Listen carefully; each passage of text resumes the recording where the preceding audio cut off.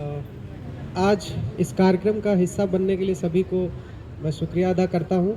तमाम तरह के वक्ता आए और उन्होंने नेताजी के जीवन संघर्षों के बारे में बोला, उनके ऊपर काफ़ी उनके नारों के बारे में बताया, उनके जो छात्र जीवन से लेके जो राजनीतिक जीवन के जो भी उनके द्वारा किए गए जो काम थे, उनके बारे में भी विस्तार से बात रखी।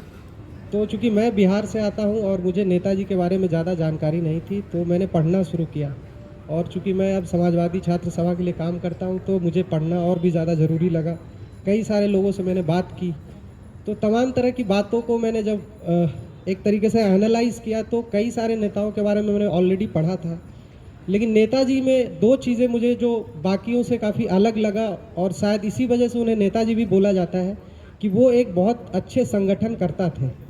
बाकी सारे नेताओं को मैं उतना अच्छा संगठनकर्ता नहीं बोल सकता हूँ, क्योंकि नेताजी की जो शुरुआत रही है राजनीति में, वो एक तरीके से चौधरी चरण सिंह के रहनुमा थे, मतलब चौधरी चरण सिंह के अंदर वो थे, और चौधरी चरण सिंह ने उनके संगठनकर्ता होने का जो गुण था, उसके बिहाफ पे उन्होंने अपना राजनीतिक वारिस भी घोषित किया था। तो वो एक टाइम पे जनता पार्टी की सरकार बनी थी, और वो एक तरीके से उत्तर प्रदेश में वो जनता पार्टी की तरफ से चुने गए थे ताकि वो विरोध कर सके, ताकि वो दूसरा जो शासन चल रहा था कांग्रेस का, उसके विरोध में जितना भी क्रांति रथ से लेके और तमाम तरह की चीज़ें चल रही थी, उसके विरोध कर रहे थे। और मेरे ख्याल से उनके अंदर की जो ये क्षमता थी संगठनकर्ता की, इस वजह से कई सारे जो नेता थे, चाहे लोहिया हो, चाहे चौधरी चरण सिंह हो, चाहे और कोई हो, उन्होंने उनको पसंद किया और उनको आगे किया। तो आज जब हम राजनीति कर रहे हैं, आज हम जब छात्र राजनीति कर रहे हैं, तो हमें कहीं ना कहीं मुलायम सिंह नेताजी से एक चीज़ सीखनी चाहिए कि आज का जो छात्र राजनीति है, उसमें कहीं ना कहीं ये चीज़ लैकिंग है। हर कोई आता है और उसको लगता है कि मैं चुनाव लड़ लूँगा, कोई एमएलए बनने का ख्वाब देख रहा है, कोई एमपी बनने का ख्वाब देख रहा है, और बहुत जल्दी देख रहा है। पर अगर आपको नेता कहलाना है, या कल हो कि कोई आपको सच में नेता तभी याद करेगा जब आप संगठन बनाओगे, संगठन के लिए काम करोगे, और तमाम वैसे लोगों को आप नेता बनाते हो जो जैसे फूलन देवी है। तो कहीं ना कहीं आपके दिल और दिमाग में अगर जनता के प्रति दर्द नहीं होगा, जनता का जो दर्द है वो आपके दिल का दर्द नहीं होगा, तो आप नेता नहीं बन सकते।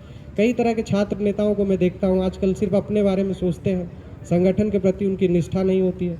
तो कहीं ना कहीं अगर आप मुलायम सिंह को अगर श्रद्धांजलि देना चाहते हो, अगर समाजवादी होने के नाते, तो कहीं ना कहीं उनके संगठनकर्ता होने का गुण, अपने कार्यकर्ताओं के बारे में दिन भर सोचने का, या उनकी जो कमियां हैं या उनको ऊपर आपको ध्यान देना चाहिए।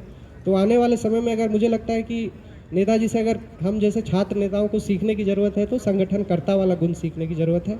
और तमाम तरह की बातें हमारे जो पहले वाले वक्ता थे ने कर दिया है। तो एक बार फिर से मैं जो भी वक्ता यहाँ पे आए और उन्होंने बातें रखी, नेताजी को याद किया, तो उनको मैं फिर से धन्यवाद देना चाहता हूँ। समाजवादी छात्र सभा आगे भी ऐसे कार्यक्रम करेगी, और फिर से मैं धन्यवाद देना चाहता हूँ। धन्यवाद।